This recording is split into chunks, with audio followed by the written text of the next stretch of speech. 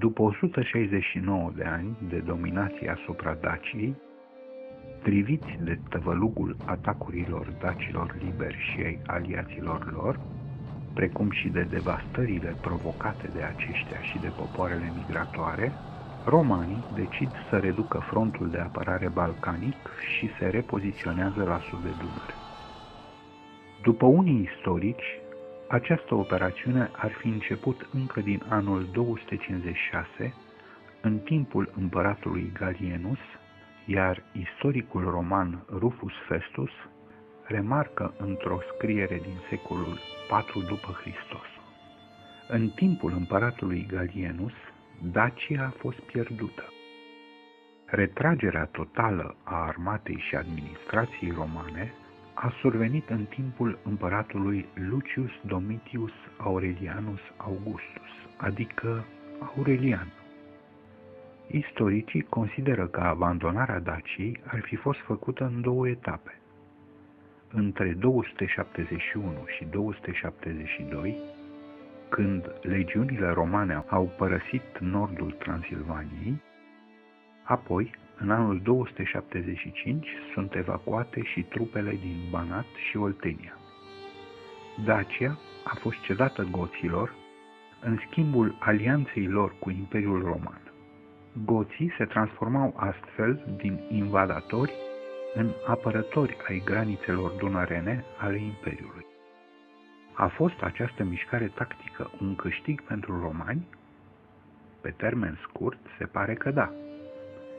Până la invazia hunilor din anul 377, adică timp de peste un secol, această zonă a fost pacificată. Pe termen lung, însă, această mișcare tactică a fost echivalentă cu autodistrugerea Imperiului Roman, factorii de instabilitate având o legătură clară cu Dacia Traiană. Vizigoții care au cucerit Roma, venind din Dacia ca și avarii, iar slavii care au cucerit o mare parte a Imperiului Roman de răsărit, provenind din aceeași zonă.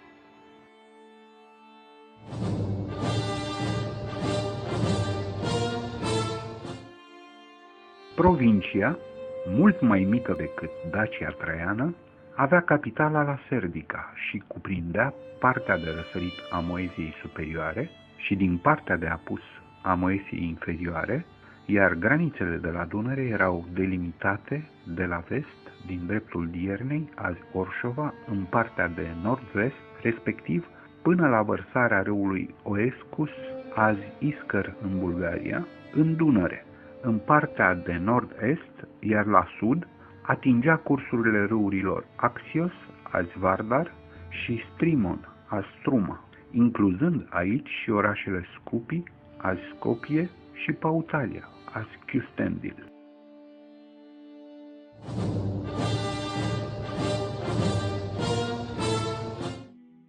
Noua Dacia a fost înființată de împăratul Aurelian în anul 273, în timpul retragerii din Dacia Traiană, finalizată în anul 275, an în care Aurelian a murit asasinat de secretarul său la Bizantium.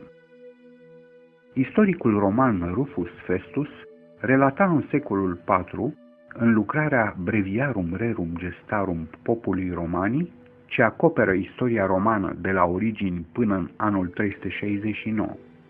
Traian i-a învins pe dacii lui Decebal și a transformat în provincie romană teritoriul Daciei de dincolo de Dunăre.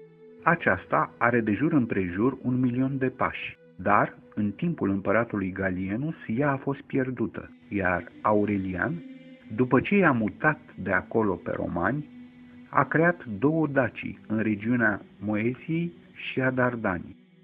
Încrezător în tratatul cu goții, Aurelian a început la sud de Dunăre, în timpul domniei lui, reconstrucția orașelor ce fuseseră grav avariate de incursiunile anterioare ale goților.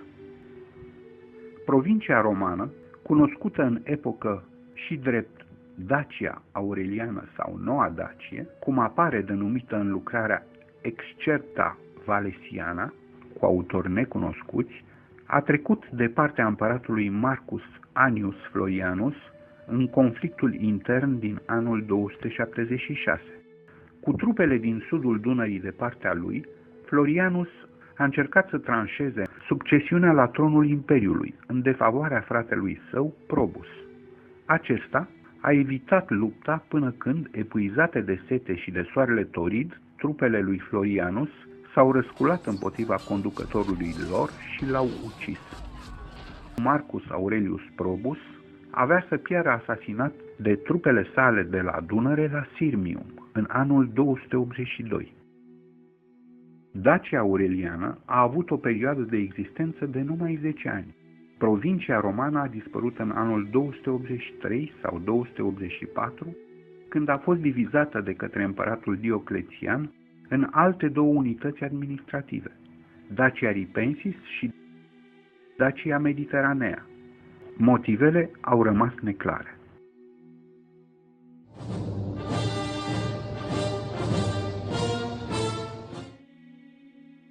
Cei mai mulți istorici consideră că împăratul Aurelian a mutat numele Dacia, atribuindu-l provinciei Moesia, pentru a-și masca eșecul de a păstra Imperiul Roman în granițele sale și pentru a nu fi acuzat de către cetățenii romani că ar fi pierdut un teritoriu care era de peste un secol nestemat a Imperiului.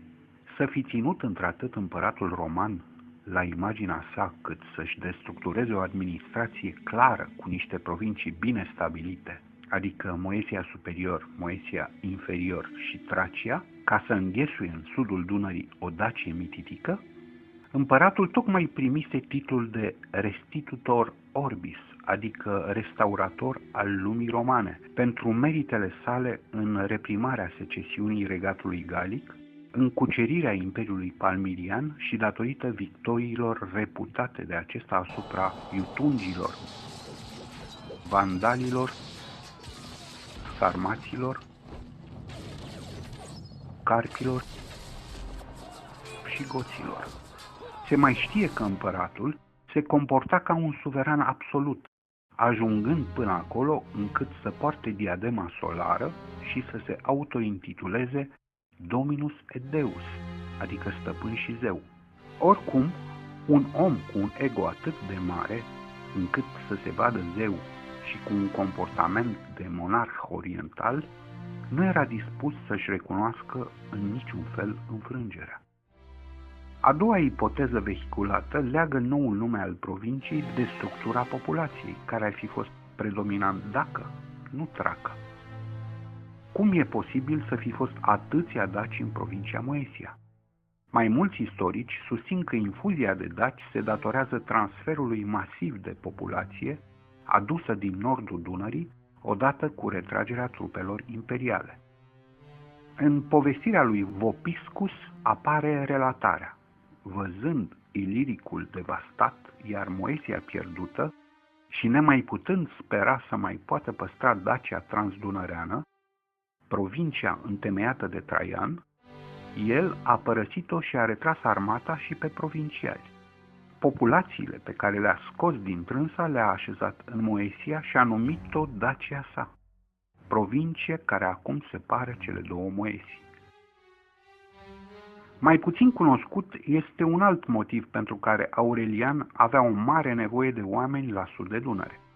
Mărturiile istorice ne relatează despre ciuma cumplită ce ar fi depopulat peninsula balcanică în anul 270. Rămas cu foarte puțini oameni care să-i susțină armata și administrația, Aurelian a trebuit să facă această mișcare. Au fost opinii care au speculat că asta înseamnă nici mai mult, nici mai puțin decât mutarea întregii populații din Dacia, care a rămas în acest fel aproape pustie, localnicii fiind mutați în masă la sud de Dunăre. Teoria pare fantasmagorică, deoarece niciodată în istoria lumii o populație de asemenea dimensiuni nu ar fi putut fi mutată în întregime din locul ei de baștină. O a treia variantă luată în discuție ține de domeniul anecdotic. Potrivit acesteia, marele împărat și zeu Aurelian își adora soția, pe Severina, o descendentă a lui Traian, care a domnit alături de acesta ca și coregentă între anii 270 și 275, fiind răsplătită și cu titlurile Augusta, Mater Castrororum, Mater Senatus și Mater Patriae în anul 274. Gurile rele spun că Aurelian ar fi născocit o nouă Dacie ca să nu-și supere Augusta soție. O a patra teorie ia în calcul, în cazul acestei operațiuni, relația dintre împărat și senatul roman. Retragerea putea fi hotărâtă doar de senat.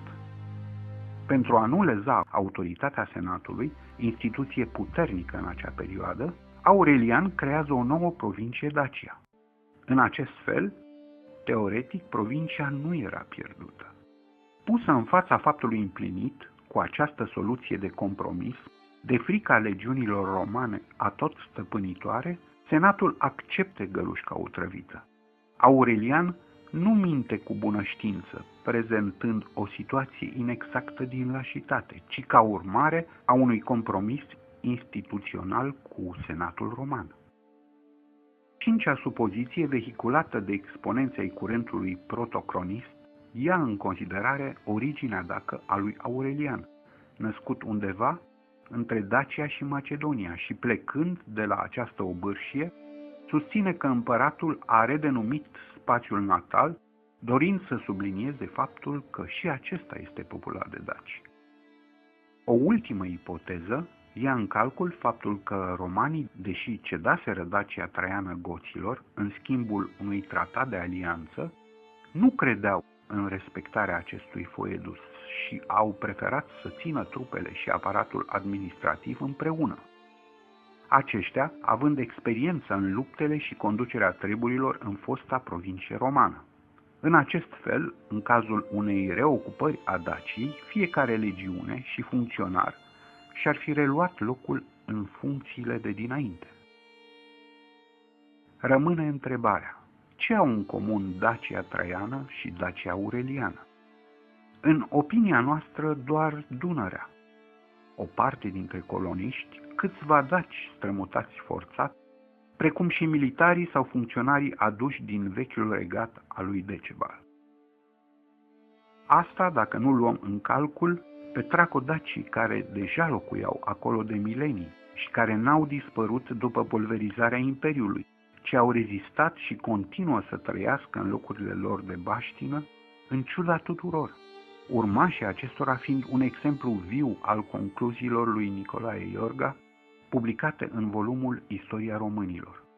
Poporul român s-a format între Carpații Beschizi și Peloponez și de la Marea Adriatică la Marea Neagră.